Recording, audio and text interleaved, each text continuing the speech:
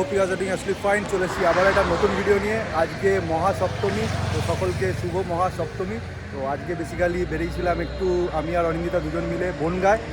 আমাদের একটু ব্যবসার কাজ ছিল, তা ভাবলাম যে ব্যবসার কাজ করতে করতে ঠাকুর দেখাও হয়ে যাবে, তো রথ দেখা কলা বেচা দুটোই হয়ে যাবে। বনগাঁয় শুনেছি খুব ভালো ভালো পুজো হয়, তো সেখানেই যাচ্ছি। এখন মাঝ রাস্তায় রয়েছি বনগাঁ যাওয়ার পথে। কৃষ্ণনগর থেকে বনগাঁর ডিস্টেন্স 64 কিলোমিটার। যদি হাঁসখালি বগুলা দিয়ে যাই তাহলে 64 কিলোমিটার, যদি চাকদা দিয়ে আসি তাহলে ওই 76 কি 77 এরকম। এখন আমরা হাঁসখালি বগুলা দিয়েই যাচ্ছি, তো দেখা যাক কখন পৌঁছাই। এখন 12:30 মতো বাজে।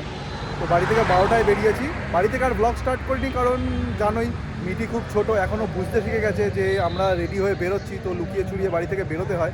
ওকে আড়াল করে, নাহলে খুব কান্নাকাটি করে, সেটা নেওয়া যায় না। তো সেই জন্যই লুকিয়ে চুরিয়ে বেরিয়েছি, তাই জন্য বাড়ি থেকে আর ভিডিও স্টার্ট করিনি, রাস্তা থেকেই ভিডিওটা স্টার্ট করছি। চলো যাওয়া যাক বনগাঁয়, তোমাদেরকে দেখাচ্ছি ওখানে কী কী পুজো হয়েছে, কীরকম পুজো হয়েছে সবই তোমাদেরকে দেখাবো।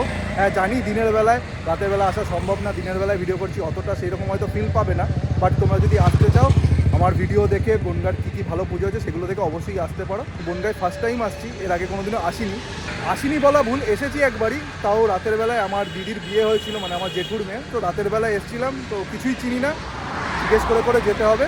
তো চলো দেখা হচ্ছে রাস্তায়, আর ভালো ভালো পুজো নিয়ে তোমাদের সামনে আসছি।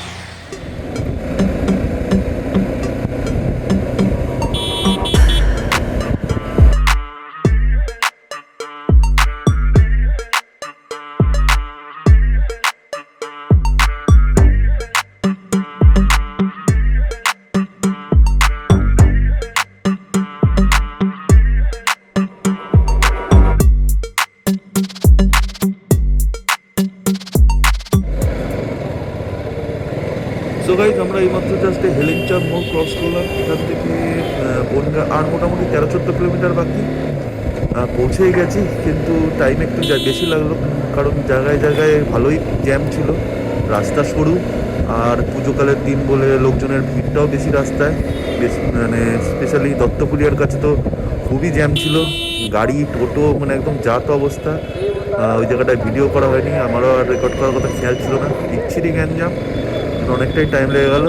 তো দেখা যাক। এমনি তারপরে রাস্তা ফাঁকা, আর এখনও তো মনে হচ্ছে এই রাস্তাটা ফাঁকাই রয়েছে, খুব একটা ভিড় না। জানি না বনগাঁর ভেতরে গিয়ে কি হবে, কতটা কি ভিড় হবে। আমার তো মনে হয় ভালোই ভিড় হবে, যদি পুজো ভালো হয়ে থাকে তাহলে ভিড়ও হবে, দিনের বেলা হোক আর রাতের বেলাই হোক। তো চলো দেখা হচ্ছে ডিরেক্ট বনগাঁয় গিয়ে।